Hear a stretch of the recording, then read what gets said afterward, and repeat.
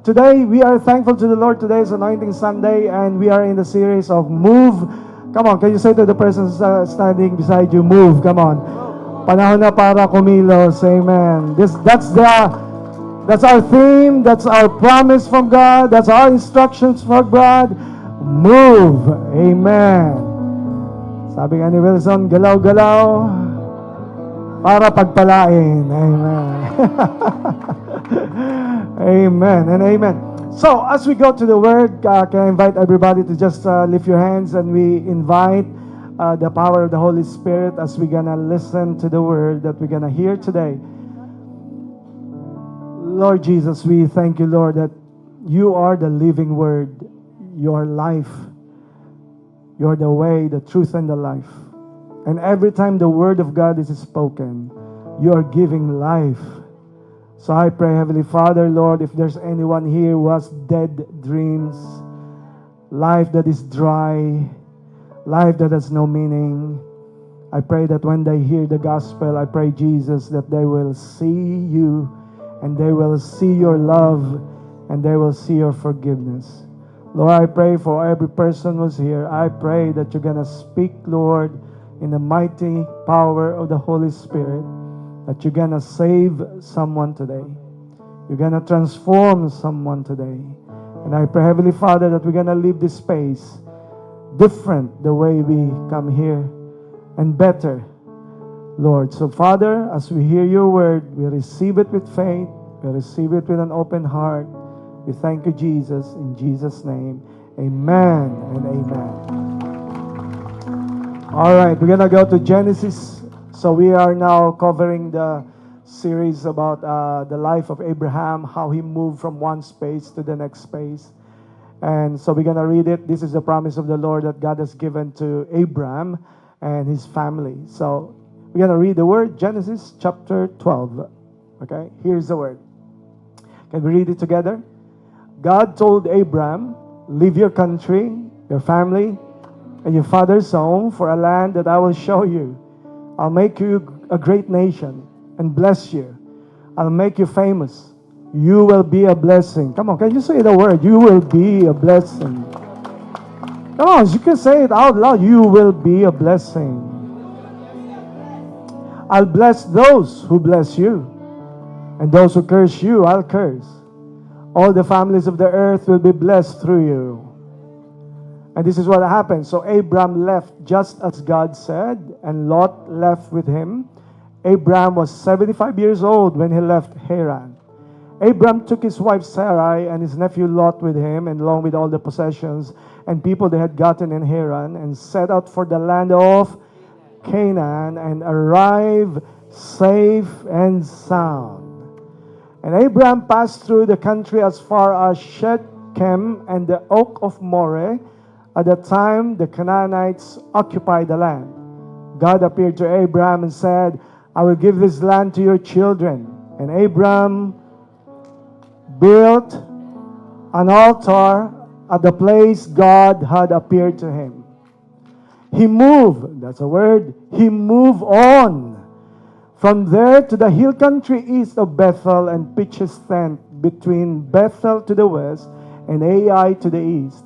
He built an altar there and prayed to God.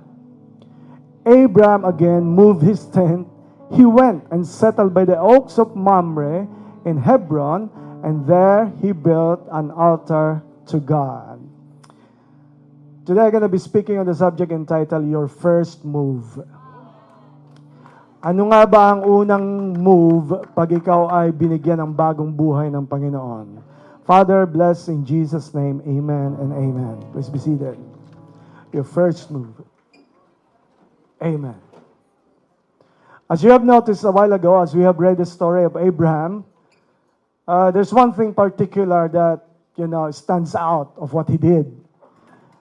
He been moving from one place to the other. He left his country, followed the Lord of what God has promised him, that God has promised him with a new land, a promised land. And every time he moved, he landed, he arrived in the promised land, Canaan, safe and sound.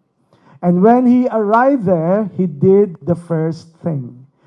If you notice, he did a particular thing. Anong napansin nyo na ginawa niya every time he land or every time he move in a certain place? Anong napansin nyo kanina as you ulit-ulit nabanggit doon? He moved and then he built. He moved and then he built.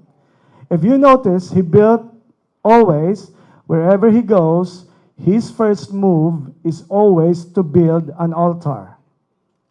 Right? He always build an altar wherever he goes. A place where God has significantly pointed him where he gonna settle. So, every time he step on a land, he built, his first move is an altar.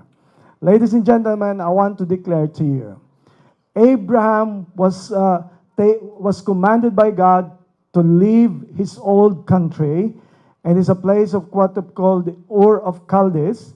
He went to Canaan, a picture of promised land, and that's a picture kung paano binago ng Diyos ang buhay mo, na nilayo ka na ng Panginoon sa dati mong buhay, at nilagay ka na sa bagong buhay.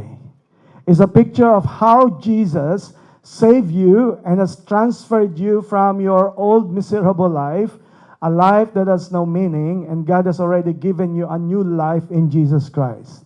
Is there someone here thankful that the Lord has changed your life and has given you a new life in Jesus Christ? Amen? Now, when he arrived there, the first thing he did was what? To build an altar. Ladies and gentlemen, I want to declare to you, your first move should always be building an altar. Your first move should always be building an altar. Now, you gonna understand saan nakuha ni Abraham yung idea na siya ay mag-build ng altar. By the way, ano itong altar? Ang altar na to is just a pile up of stones, of uncut stones. So ang altar is a very simple, rustic thing. Kumukuha siya ng mga stones, ilalagay niya, ipapatong-patong ni Abraham, and then he will start to pray. Walang music, walang service. He's just out there in the desert and he is just worshiping and praising the Lord. Saan niya nakuha yon? Nakuha niya yon because naipasa yun sa kanya. The first person who built an altar recorded in the Bible is Noah. So si Noah, na-transfer niya, naipasa niya sa kanyang mga anak, na wherever you go, you're gonna build an altar for the Lord. Now, ang altar na to is significant because ang pinanggalingan ni Abraham is totally different. Don't you know, yung practice na pagsamba sa Diyos-Diyosan ay way before pa sa panahon ni Noah at ni Abraham. Ang mga pagans at that time, gumagawa din sila ng altar in a permanent place. Gumagawa sila ng imahe ng Diyos-Diyosan, and by the way, ang tawag ay Diyos-Diyosan. Right? Pag tinawag mong Diyos-Diyosan, pag example, tinawag mo ay laro-laruan, hindi tunay na laruan. Tama? Tama ba? So pag sinabing Diyos-Diyosan, hindi yan Diyos, Diyos-Diyosan lang. Tama? So ngayon, ang pagan, wino-worship nila yung kailangan nila ng picture, kailangan nila ng image, at yan ang hindi yung altar na ginawa ni Abraham. Ang altar niya, he's worshiping an invisible God. Because bakit invisible? Because ang tunay na faith, hindi kailangan ng picture, hindi kailangan ng image para lang mag-worship kay God. That's why in our church, wala kang makikita ditong images, wala kang makikitang something to represent God because hindi natin pwedeng ipantay ang Diyos sa anumang picture at wala siyang kawangis, wala siyang equal. Come on. Now, si Abraham, nang pumunta siya doon, nag-worship siya, invisible God, he offered. The Hebrew word of altar is mesbeach. Ang gusto sabihin ng mesbeach is gusto sabihin a place of slaughter, a place of offering. No, doon ka nag-offer, kukuha ng animal, and then i-slaughter, and then i-offer para kay Lord. So there's a place of offering and a place of slaughter. Every time he transferred, he always built an altar. It's a picture of, nung una kang tinanggap si Jesus Christ, at binago ang buhay mo, binigyan ka ng new life, ang first move dapat ng isang tao na nananampalataya kay God ay dapat mag-build agad siya ng altar. Ano yung altar na yon? It's an altar of representation of your worship and your commitment to God. Come on. And this is why, in this space that God has given, nilagay ni Lord si Abraham at 3 times siya gumawa ng altar. Nabanggit yung lugar. So pinangalanan yung space, yung lugar. on that, the name of the place has a meaning on it. And it will just be amazing for us to understand what's the meaning of this altar. All right? So, what are these altars that you're gonna do in your life? Okay? So, the first thing, ang napuntahan ni Abraham, the first place na pinuntahan niya sa Canaan, ang pinuntahan niyang word ay Shechem. Right? Shechem. Ano ang meaning ng Shechem? For you to understand, ang Shechem is ang pinaka-sentro ng Canaan. Alright? Ang meaning ng Shechem ay strong. Ang meaning ng Shechem ay strength, responsibility. The real word in Hebrew of Shechem is shoulder. Right? Shoulder. So, isn't that crazy? Sa lahat ng tatayuan ni Abraham, ay sa sentro pa ng Canaan. At nilagay pa niya kung saan ang baluarte ng government. Doon siya nagtayo at doon siya naglagay ng altar para kay Lord. Ano yung altar na yon? Yung altar na yon is a declaration na naglagay si Abraham declaring that this land now is now a territory of the Lord. That this space now, I am claiming it by the power of God. What he's saying is that in that altar, he is installing something that has never been seen before in that space. What is that? Someone praising an invisible God. Someone who is praising the Lord. So the first thing, the meaning of Shechem, the first thing that you need to build an altar in your life is an altar of praise. Is an altar of praise. Now, contrast to yung lugar, ang pangalan ng lugar ay what? Strong. Ang pangalan ng lugar ay strength. Ang pangalan ng lugar ay responsibility. I want to declare to you, if you're gonna be blessed by the Lord, God is saying to us, let us build an altar of praise to alter the place of challenges. Did you get that?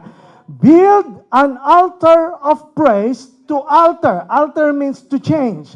Build an altar of praise to change or to alter the place of challenges. Mapansin mo dun sa verse, may particular dun na nakalagay na isulat. Anong sabi? But the land was possessed or occupied by the Canaanites. Right? Pansin nyo dun sa verse. At that time, the Canaanites occupied the land. Napansin nyo, God did not call Abram to occupy a vacant space. God did not call Abram to occupy an empty space. God called him to occupy a place that is already occupied by someone else. So gusto sabihin, it will be a place of conflict. It will be a place of opposition. There will be a battle that will be ongoing there. Why I'm saying these things? Have you noticed in your life, the moment you claim a promise from the Lord, there's always a direct opposition against it? May napansin ba kayo? Kung kailan kayo nag-decide na ikaw ay mag-serve kay God at sumunod sa Diyos, ang pinapa-occupy sa iyo ni God ay hindi empty space, palaging may naka-occupy na. If you don't notice it, sa trabaho mo may naka-occupy na dyan. Sa mga businesses may naka-occupy na dyan. Sa government may naka-occupy na dyan. There will always be people occupying it. But what God is saying is this. What you're gonna do is when you land on that space, you're gonna build an altar of praise. An altar of praise to alter the place of challenges. It may be strong, there may be warriors there may be giants there may be soldiers there, but you are conquering the place not by your idea, you are conquering the place with an altar. It's an altar of praise. Ano yung praise na yon? Yung pagpupuri mo sa Diyos, and you are declaring in your life this year na may hinarap ka man na napakalakas na pagsubok or challenges, pero mas malakas ang praises mo para kay God. That you are saying to the Lord, hey, the challenge may be strong, but my praise is stronger than my challenges. My problem may be strong, but my praise is stronger than my problems. Your praise, I want to declare to you, when you choose to praise the Lord no matter what your situation is, your praise is stronger than your illness. Your praise is stronger than your challenges. Your praise is stronger than your problems. Your praise is stronger than enemy's occupation. Your praise is stronger than the attacks of the enemy against your family. Your praise is stronger than your problems. Your praise is stronger than your hardships. Your praise is stronger than your challenges that you're facing in your work, in your family. Your praise is stronger than your dysfunction. Your praise is stronger than your anxiety. Your praise is stronger than any dysfunction in your life. Is there anyone here? Your praise is stronger than anything that you're facing. Why can I say that? It's because mas pinili mo na pumunta sa house of God na kahit may pinagdadaanan ka Monday to Saturday. What does it mean? Ang gusto sabihin, malakas yung pagsubok pero mas malakas ang praise ko kay Lord. And that is why, pag kanina may nagpe-praise dyan na sumisigaw, umiiyak, I want to tell you, kaya yan nakakapag-praise kay God na umiiyak at sumisigaw at they don't care kung tono or sintonado, but what they care is, walang makakapigil sa akin mag-praise. Kahit anong mangyari, I will be in the house of God because your praise is stronger than anything. Why? Why your praise is stronger? Because I want to declare to you, greater is He that is in you that is in the world. Jesus Christ, the one you're worshiping, is stronger than anything that you are facing. Your God is the King of Kings and the Lord of Lords. Your God is the healer. Your God is a provider. So all these things that I'm facing, this may be strong challenges, but my God is stronger than anything and anyone. God is stronger than Satan. God is stronger than any challenges that you face. God is stronger than the battles you are facing. So therefore, wherever you go, office man yan, business man yan, school man yan, bahay man yan, dysfunctional man na bahay yan, problema man yan, you gonna start to build an altar of praise wherever you go.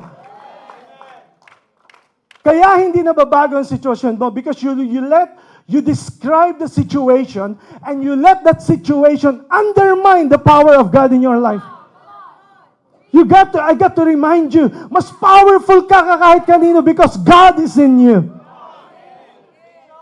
Hindi kayang pigilan ng kaaway na ikaw ay pagpalain. So dadayain ka niya na huwag mong ma-feel. Did you get that? Hindi niya mapipigilan. You're strong, you're blessed. Pero ang gagawin niya, dadayain ka niya na isipin mo, ay parang hindi ko feel blessed. Praise God, ang blessing hindi emotion. Praise God, ang blessing hindi mood. Hindi porket wala akong tulog kagabi at masamang pakiramdam ko, hindi na ako blessed. Praise God, ang blessing ko hindi nakadepende sa physical body ko. You build an altar of praise to alter the place of challenges no matter how strong it is. Huwag mong hayaan i-claim ng enemy porket occupied na at tatanggapin mo na lang. Sabi ni Abraham, yes, occupied na yung land ng Canaanites. Yes, may government na rito. Pero sabi ni Abraham, no, I gonna establish here an altar of praise. Because when I praise, the Lord will topple down the power of the enemy's territory when I exalt the name of Jesus. By the way, describing the problem and complaining the problem about that country will not change that country. Kaya hindi tayo nagkikisali sa caravan or sa bandwagon ng mga tao na palaging pinupoint ang mali. Yes, may freedom of speech tayo. Pero piliin mo yung speech na kayang magbago ng bansa. If you keep on describing the problem, you are part of the problem. Because you keep on saying things pero hindi naman nababago ang situation ng bansa natin o ng mundo natin. The people na inaasahan ng Diyos na magbago ng bansa ay wala nang iba kundi mga anak ng Diyos. Na instead mag-complain tayo when we gather together right here, palakasin natin ang praise natin kay God na kahit anong nangyayari sa bayan natin, sa buhay natin, mas malakas ang praise natin for the Lord instead of always complaining about the problem. So that's why build an altar of praise to alter the place of challenges. Kung gusto mong mabago ang hamon ng buhay mo, nakuha nyo na ngayon ang lesson, maglagay ka ng altar of praise. Ano yung, pastor, wala naman akong bato sa bahay. Not literally. Your altar sa house mo, pwedeng sa room mo. Pwedeng notebook. Pwedeng ballpen. Sinusulat mo yung devotion mo. Nagpe-pray ka kay Lord. lumuluhod ka kung nasaan ka, may sa bahay. Ang iba dahil marami kayong anak, ang altar mo ay sa CR. Dahil walang istorbo doon ka nagpe-pray. O maybe pupunta ka sa terrace, o maybe lumalabas ka, whatever that is. Ang mahalaga kung nasaan ka, nagpo-praise ka kay God. Come on, in Jesus' name. At hindi mo hintayin ang Sunday para mag-praise ka kay Lord. Bonus na lang yung praise kay God na nandito tayo, magkakasama tayo sa church. Pero iba yung may praise ka na hindi kaya patigilin ng kaaway kahit nasaan ka man. Nasa ospital ka, ang unang portion mo, ang unang option mo is always, I gonna praise Him no matter what. Mapunta ka man sa mga challenges, danger, you gotta answer with praising the Lord. Why? Because praise is a weapon. When you praise the Lord, you unshackle all the chains that the enemy has thrown to you. When you praise, you are breaking walls. You are breaking the deception of the enemy. You are telling the enemy, hindi ba't pag tinitingnan ka ng kaaway ngayon, isipin mo, akala niya tumba ka na Monday to Saturday, akala niya lahat ng tinapon sa iyo ay matindi, at akala niya mag-give up ka na, hindi niya maintindihan bakit lahat na tinapon sa iyo, nandiyan ka pa rin, nagbihis ka pa rin, pupunta ka pa rin sa church, at magpipraise ka pa rin. Why? Because you are saying, my praise is stronger than anything. Is there someone here nagpupuri kay God sa ginawa niya sa buhay mo? Come on, if you are that person, can we just shout a loud praise to Jesus?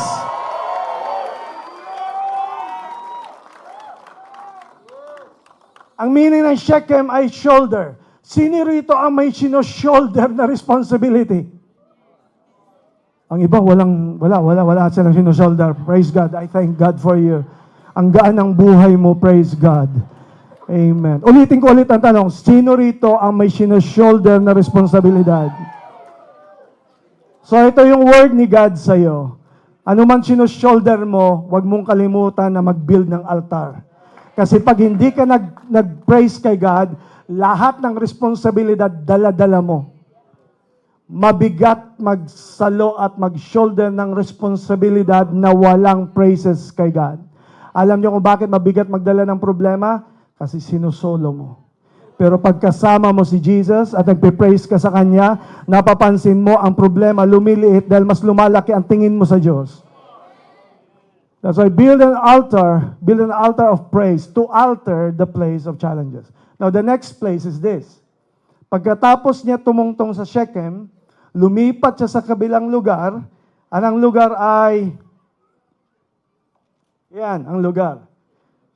Ang lugar is Bethel. Right? Dito maraming nagkamali. Ang dami kong napakinggan na messages. People are always saying that he started or he built an altar in Bethel. Kaya nga may tawag na Bethel. House of God, house of prayer. Pero nung binasa ko yung verse, hindi sa Bethel. Ano nakalagay? He moved on from there to the hill country east of Bethel and pitched tent between Bethel to the west and Ai to the east. He built an altar there and prayed to God. Now, may napansin kayo? Yung first, ang binild niya, praise. May something na dagdag.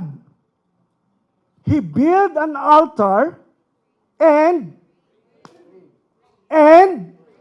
prayed to God. Yung una, altar of praise.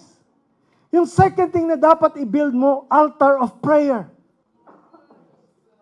Altar of prayer. Tatawag ka sa Diyos. Why? Ano ba yung lugar na yon? Ang lugar na yon is this. Ang sabi sa verse, hindi sa Bethel. O, correction.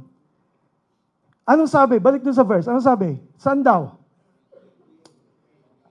Hindi Bethel. Oh, this is so good when you understand this. Between Bethel and Ai. Hindi sinabi Bethel. Ang sinabi sa gitna. Between Bethel and Ai. Hindi Ai yung present ngayon, alright? Lugar yan. Hindi ChatGPT, hindi AI, okay? Bethel and Ai. Hindi sinabi sa Bethel. Sinabi sa gitna. It's important to understand that. Kasi pag nalaman mo to, you will conquer any struggle that you're facing. Why? Kasi ang sabi, hindi sa Bethel, sa gitna.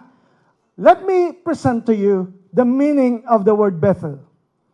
Ang Bethel means house of God. Ang meaning ng AI, heaps of ruins. Right? Follow me now. The meaning of Bethel, house of God, meaning ng AI, heaps of ruins. Ang sabi ni God sa kanya, you build in between. Sa gitna. Anong gusto sabihin ni God? Yung gitna, wala ka pa dun sa heap of ruins, wala ka pa dun sa loss, wala ka pa dun sa ikaw ay masisira, and in between, nandun ka sa house of God, nasa victorious point of view ka, point of place, pero ang sabi ni God, hindi kita pinapatayo sa Bethel, hindi kita pinapatayo ng altar doon sa AI, kung saan ikaw ay talunan na at ikaw ay sira na, magtayo ka ng Bethel in between. Ano yung in between? Kung saan ka nagsastruggle, kung saan ka may battle, kung saan ka may face mo na parang hirap nito, doon ka mag-build ng altar in between. Ano gusto sabihin nun? Hindi lang during Sunday, in between. Ano gusto sabihin? Monday to Saturday. Huwag ka lang gagawa ng altar kung ikaw ay nasa heap of ruins na. Pag ikaw ay nakatumba na, at ikaw ay talunan na. At hindi ka rin tatayo lang ng altar na pang Sunday lang. Ang sabi ni God, mag-build ka ng altar in between. Saan? Monday, Tuesday, Wednesday, Thursday, Friday, Saturday, so that you can win your struggles. Ladies and gentlemen, build an altar of prayer to alter the place of your struggles. Alam mo kung bakit ka talunan? Pinupospone mo yung solusyon. Monday to Saturday, inaabot ka ng grabing battle, hinihintay mo ang Sunday para lang maging victorious ka. What if I will tell you na ang victory mo ay wala sa lugar? Ang victory mo ay kay Christ. And Christ is available for you Monday to every day, 24 hours. So you don't have to wait for something to happen to you.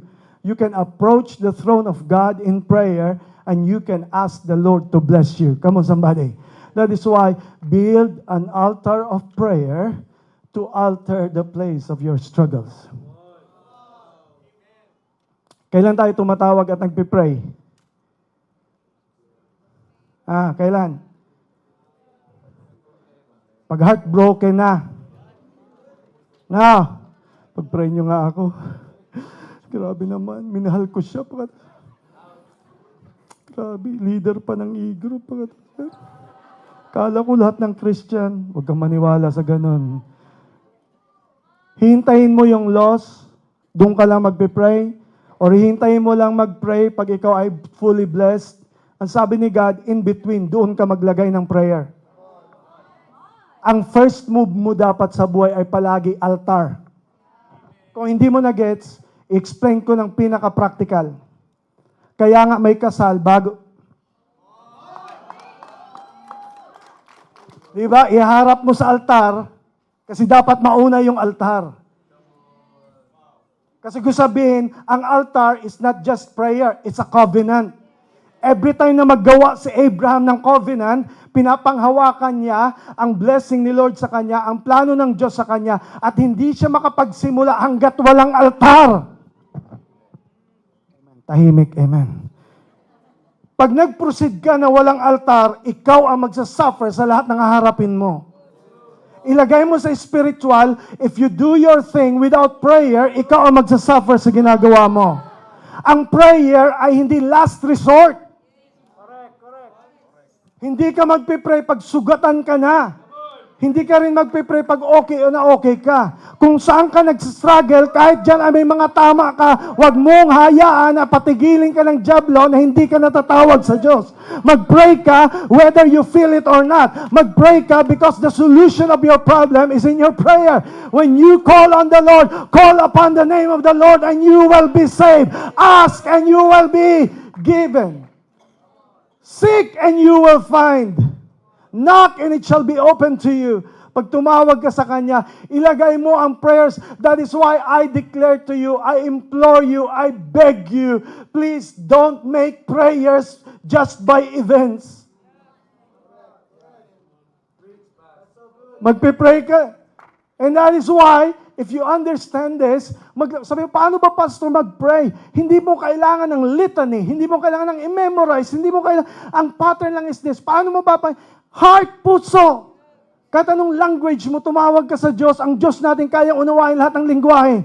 Mag-pray ka ng Bicolano, Ilocano, kahit anong language mo, speaking in tongues, whatever, kaya ka unawain ng Diyos. But the point is, tatawag ka sa Kanya, hindi kung kailan sugatan ka, talunan ka na, hindi kung kailan pinagpala ka, in between.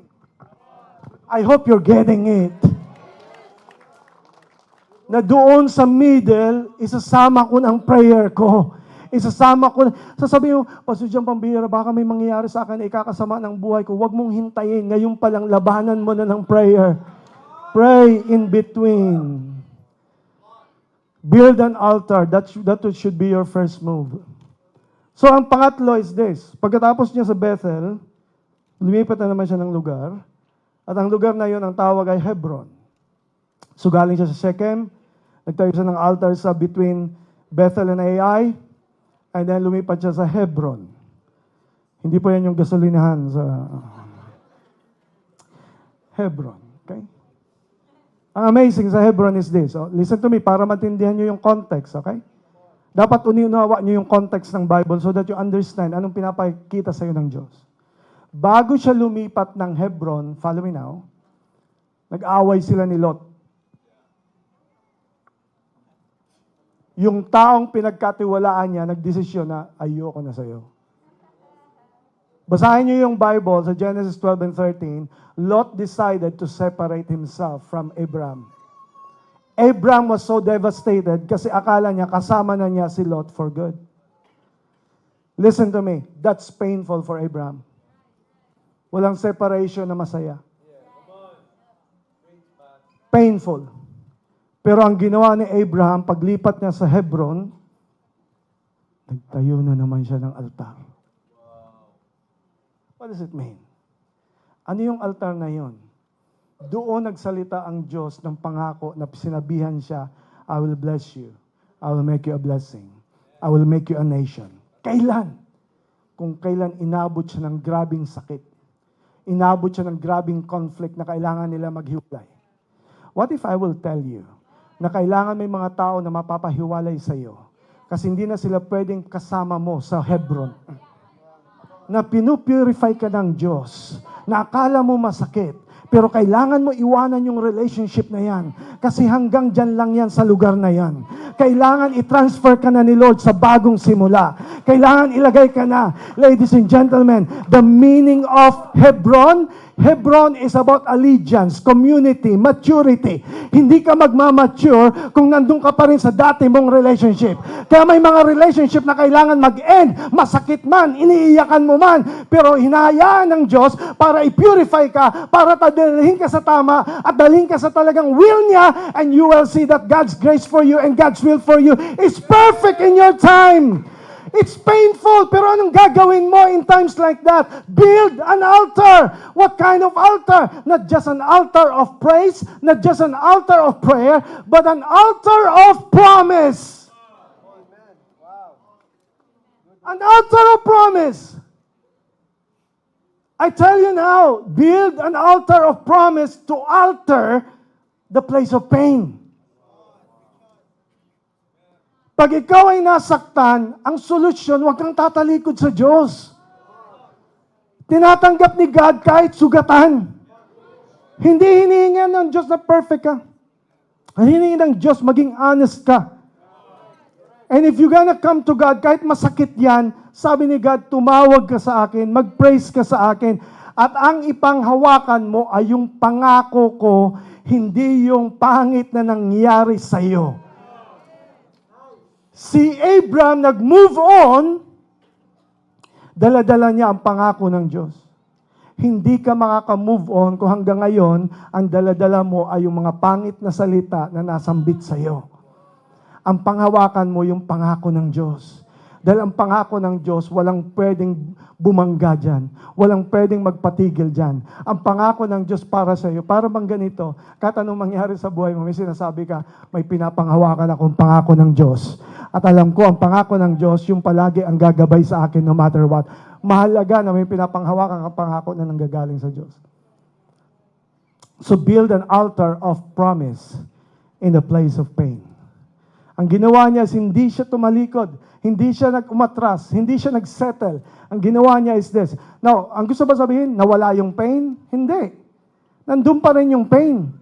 Pero ang point mo is this, hindi man mawala ang pain, pero hindi po pwedeng matigil yung altar of promise.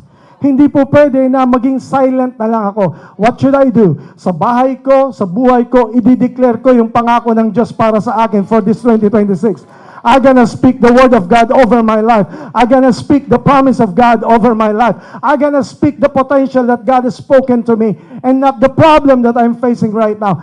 I don't want that pain should be the one to drive me over my life. Hindi dapat ang pain na nagpupush sa akin to do things and to make a decision.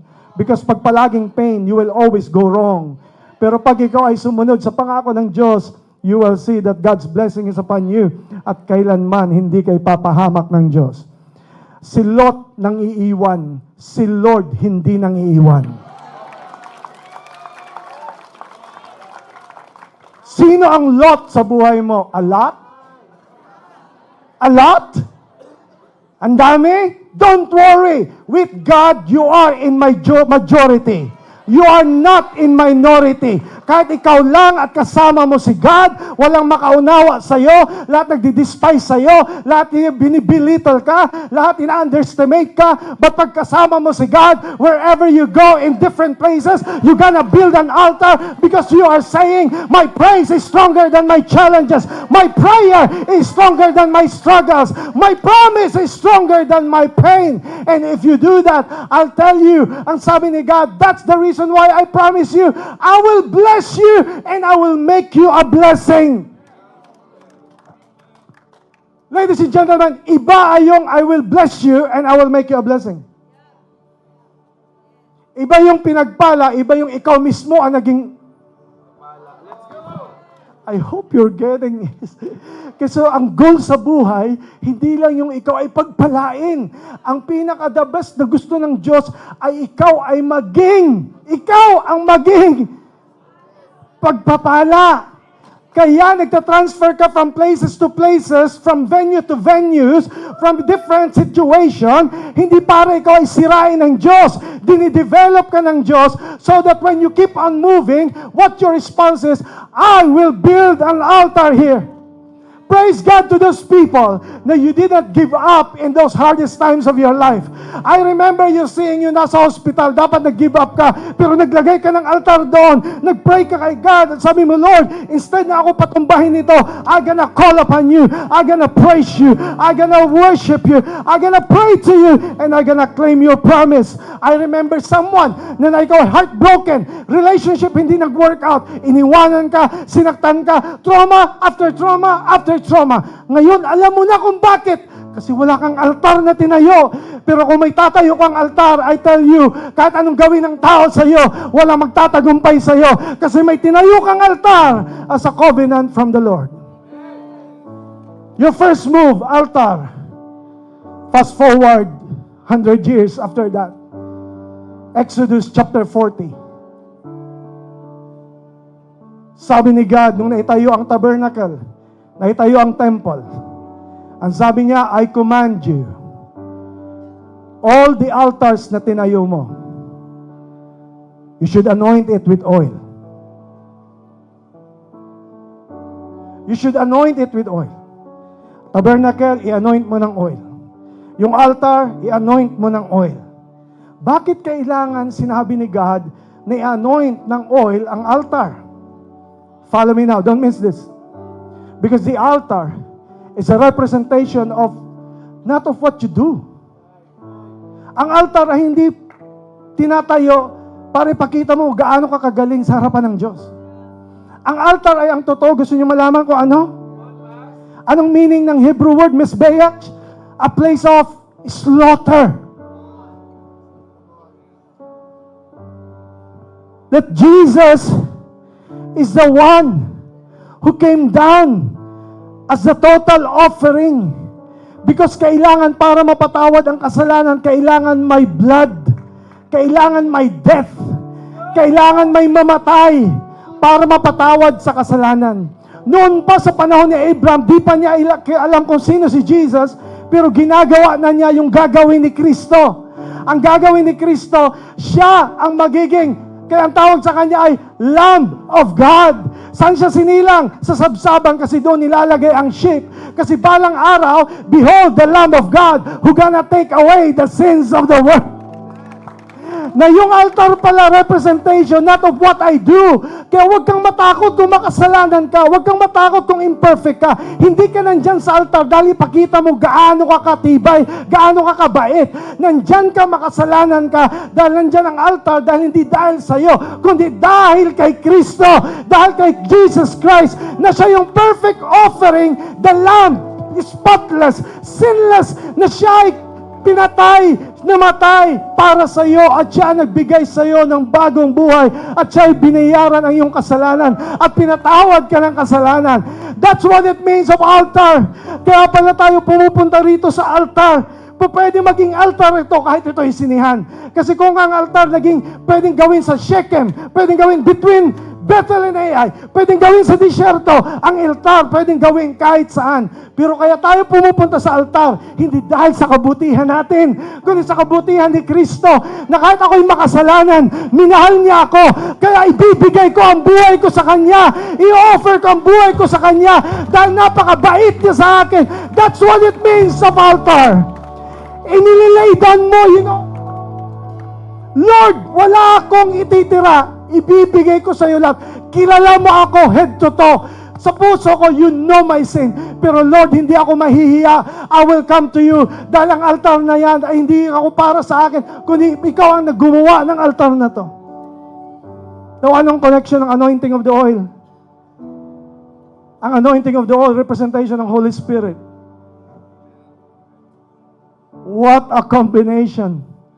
Altar, anointing of oil. Kasi ang gusto sabihin ng Holy Spirit, nasa panahon tayo ngayon na lahat ng ino-offer mo, dapat nandyan ang blessing, ang anointing ng Holy Spirit. Para witness ang Holy Spirit sa decision mo na ikaw ay in-anoint ni God, set apart, chosen, protected, healed. Bibindisyonan ka ng Holy Spirit na whatever you do this 2026, ikaw ay iniingatan ng Holy Spirit, at hindi sa lakas mo, kundi sa lakas ng Holy Spirit. Meron ba rito na gusto mo harap ka sa 2026, may kibaka ka sa 2026, gagawin mo yung pinapagawa ng Diyos sa 2026, hindi sa lakas mo, may added edge ka, may supernatural power ka, may something ka from heaven that greater than any your circumstance. I want to declare to you today, your first move, altar, and anointing. Question is, sino rito ang maglulong na mag-build ng altar sa bahay niyo, altar sa trabaho mo, altar of praise, altar of prayer, altar of promise? If you do that, I want to declare to you, victory is yours. Victory is yours. If that's you, can you stand up and I should declare in Jesus' name? This is my first move. This is my first move. This is my first move. My first move. You are worthy, holy God, breathe of ocean earth. We receive you now. This is my praise. I give my praise to you. Oh, I know you are worthy, holy God, breathe of fresh on us. We receive you now. Spirit of God, fall afresh on us. We need your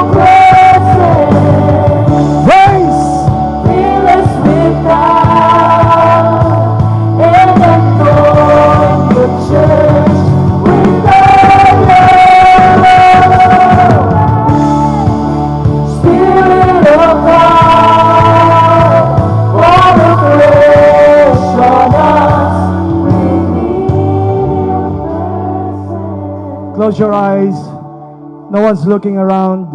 No one disturbing the person standing beside you. Everybody settle down. You can put your hands down. I'm gonna speak to all visitors, to all our VIPs. Your first move can only happen because God already did the first move. Ang totoo, siyang unang kumilos, hindi ikaw. Kaya ka nandito sa araw na to, hindi nagkataon, tinaon, ikaw ang tinawag ng Diyos. Hindi ito religion, hindi ito another service na inatendan mo. May plano si God sa buhay mo. You are here because God loves you. And God's plan for you is to be saved. And the only way for you to be saved is not religion, not your good works.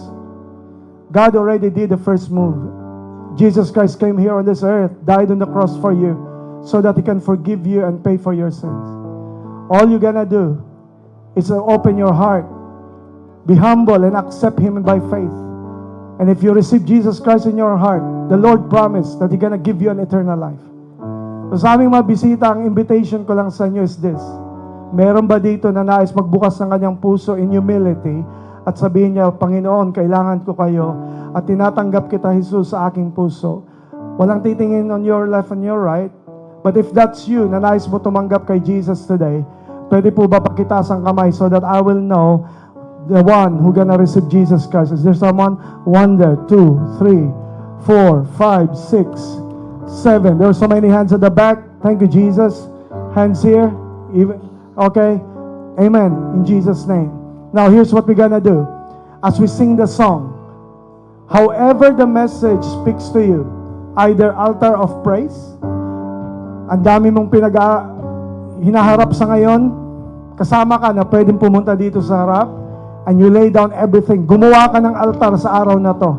You praise, you pray, claim a promise from God. And I will tell you, you're gonna conquer things in your life in Jesus' name. So how about as we're gonna sing the song, lahat naman nagtaas ng kamay, and you want to receive Jesus, you want to pray here in the front, I want to invite you to come here. We want to invite you to come down, and you're gonna praise Jesus as we sing the song. Come, come,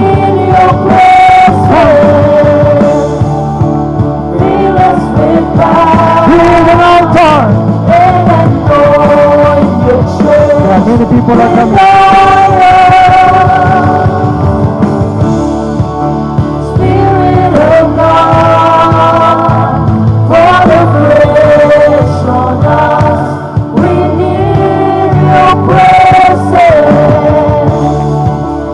Fill us with power and anoint your church with fire.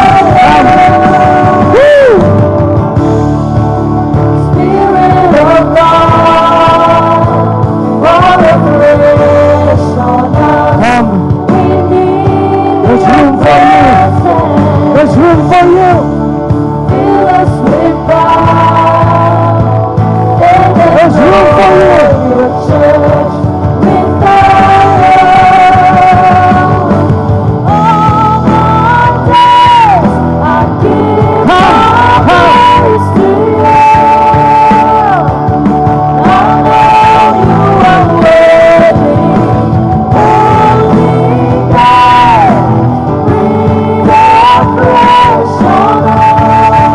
Holy God. Don't watch, engage. All my days, I give my praise to you. Come on, everybody here, clap up to them. I know you are worthy. Let's engage in the Holy Spirit. We praise you, Jesus. We praise you, Lord. We receive you now.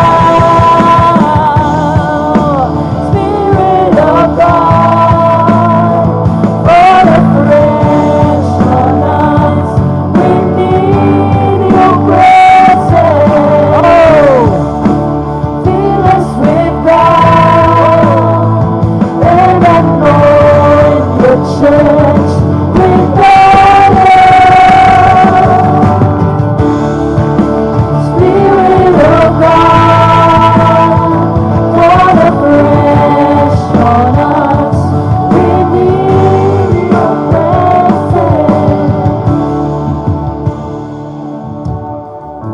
Jesus. Come on, can we clap our hands for these people who are giving their lives for Jesus? Sa aming mga bisita, pwede po ba pakitaas ang iyong kamay, and I'm gonna lead you in prayer. You can close your eyes so that wala po kayong distraction or disturbance, so you can really pray to Jesus. This is your altar today. Can you lift your hands? At sundan nyo ang prayer na to. This is the prayer of accepting Jesus Christ in your heart. Here's the prayer. Lord Jesus, maraming salamat po na minahal mo ako kahit ako'y makasalanan. Ang araw na ito ay araw ng bagong simula, araw ng aking kaligtasan, araw ng bagong buhay. Panginoong Hesus, salamat na may plano ka sa akin at niligtas mo ako sa aking mga kasalanan. Panginoong Hesus, tinatanggap kita sa aking puso bilang aking Panginoon at tagapagligtas. Maraming salamat sa kapatawaran ng lahat ng aking kasalanan at sa bagong relasyon na meron na ako sa iyo. Simula sa araw na to, ako'y susunod sa iyo at pupurihin kita at paglilingkuran kita. Salamat, Panginoon, sa pangalan ni Jesus. Amen and Amen.